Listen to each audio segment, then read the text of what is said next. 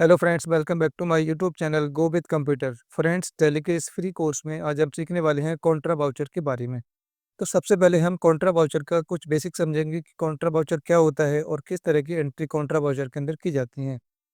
तो friends, Contra voucher का उपयोग बैंक से संबंधित लेन देन के लिए किया जाता है, जैसे कि बैंक में पैसा जमा करने के लिए, बैंक से पैसे निकालने के लिए, एक बैंक खाते से दूसरे बैंक खाते में पैसे ट्रांसफर करने के लिए।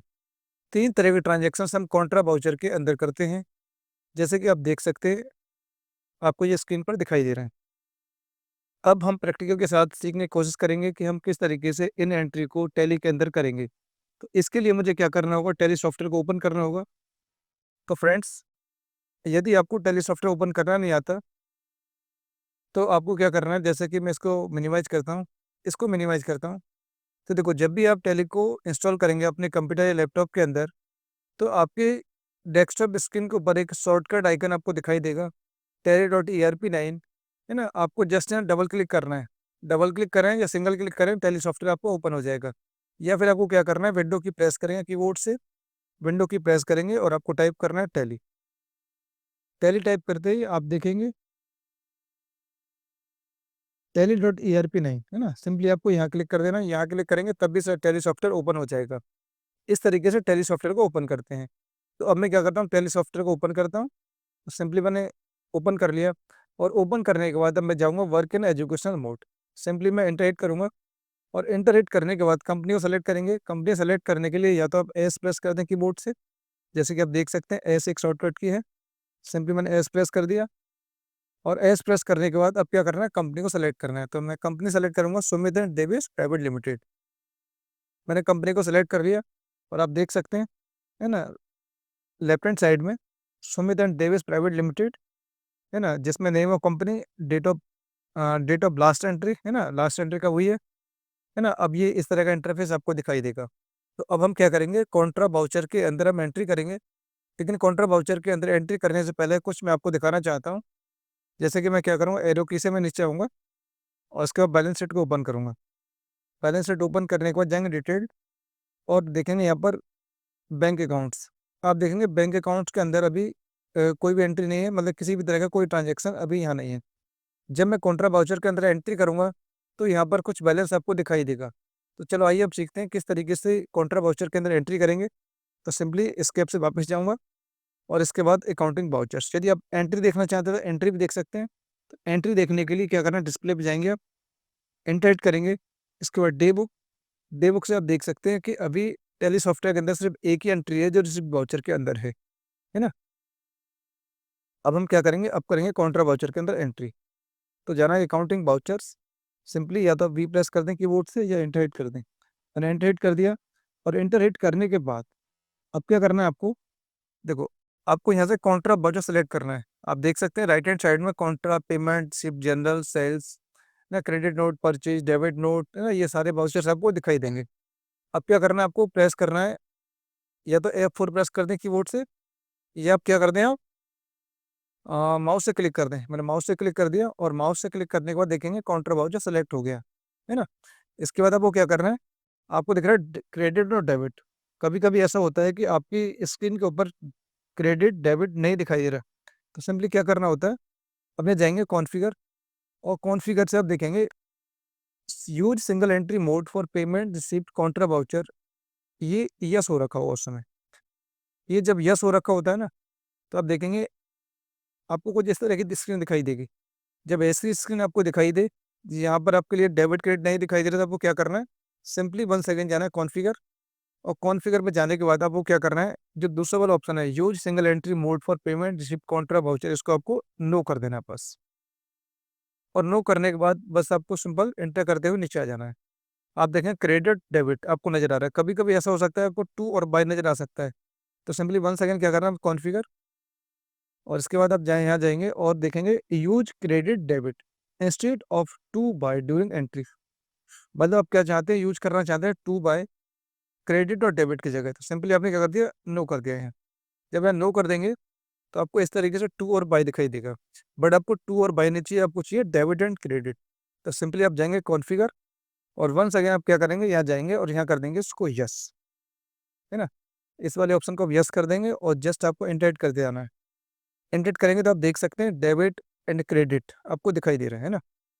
सिंपली एंटर करेंगे और एंटर करने के बाद अब आपको क्या करना है, मान लो आपको बैंक में 10,000 रुपये जमा करने हैं, है ना। तो बैंक में 10,000 रुपये जमा करने के लिए आपको एक बात हमेशा अपने दिमाग में रखना है कि जब भी बिजनेस के अंदर पैसा आता है तो वो डेबिट करना है, और यदि बिजनेस के अंदर से पैसा जाता है तो वो आपको क्रेडिट करना है।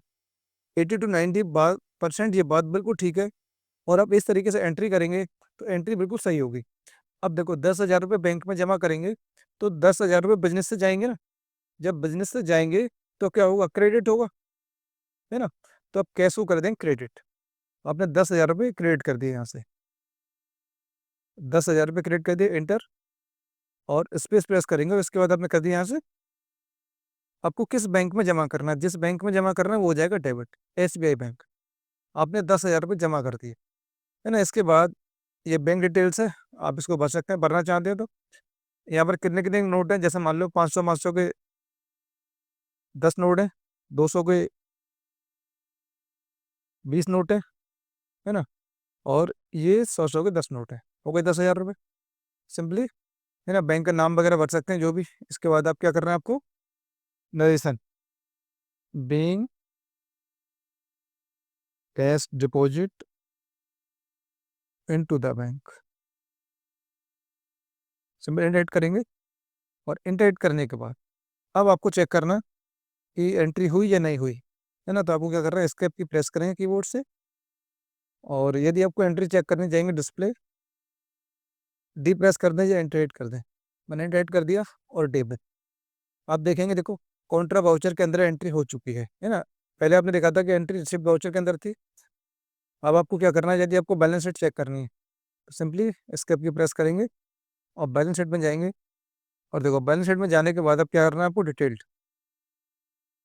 में देखेंगे वो बैंक अकाउंट्स आप देख सकते हैं। यहाँ पर 10,000 रुपये बैंक में जमा हो चुके हैं, और आपको कैश एंड हैंड कितना बचा, अब 1,90,000, जो पहले 2 लाख रुपये था, है ना। तो आपके 10,000 रुपये बैंक में है और 1,90,000 रुपये आपके कैश एंड हैंड है।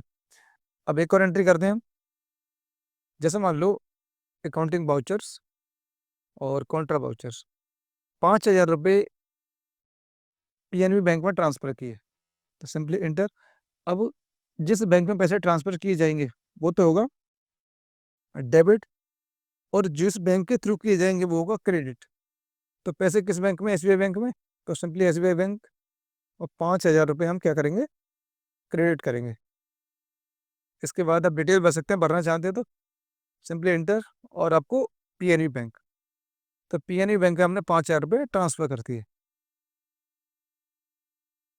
आपको अगर नरेशन करनी है, मतलब नरेशन लिखने तो लिखो, नहीं लिखना तो कोई बात नहीं। इसके बाद आप चेक करना चाहते हैं तो सिंपली क्या करेंगे, एस्केप की प्रेस करेंगे और देखो आप जाएंगे बैलेंस शीट, इंटर, और उसके बाद डिटेल्ड। आप यहाँ देखेंगे, इसके बाद आप देख सकते हैं कि बैंक में जो पैसे हैं ना, अभी 10,000 रुपये दिख रहे हैं, है ना। तो अब अगर इंटरेक्ट करना, इंटरेक्ट करेंगे तो देखेंगे PNB बैंक अकाउंट में 5,000 रुपये और SBI बैंक अकाउंट में 5,000 रुपये, है ना। इस तरीके से क्या हुआ, ये 5,000 रुपये बैंक में जमा हो चुके हैं। अब अगली एंट्री क्या है, मालूम क्या करते हैं, बैंक से 3,000 रुपये निकाल लेते हैं। तो निकालने के लिए हमें क्या करना है, अकाउंटिंग वाउचर वंस अगेन, और हमें एंट्री कर रहे हैं विड्रॉ की। तो हमें किस बैंक से निकालने हैं, चलो हम निकालते हैं PNB बैंक से। PNB बैंक से हम क्या करते हैं, 3,000 रुपये निकाल लेते हैं। 3,000 निकाल लिए, है ना। और इसके बाद क्या करना है, कैश, क्योंकि पैसा बैंक बिजनेस के अंदर आएगा, पैसा बैंक से आएगा और बिजनेस के अंदर आएगा, तो देने वाला कौन है, बैंक, तो क्रेडिट, और पैसा बिजनेस के अंदर आ रहा है तो डेबिट। तो simply being cash withdraw from the bank.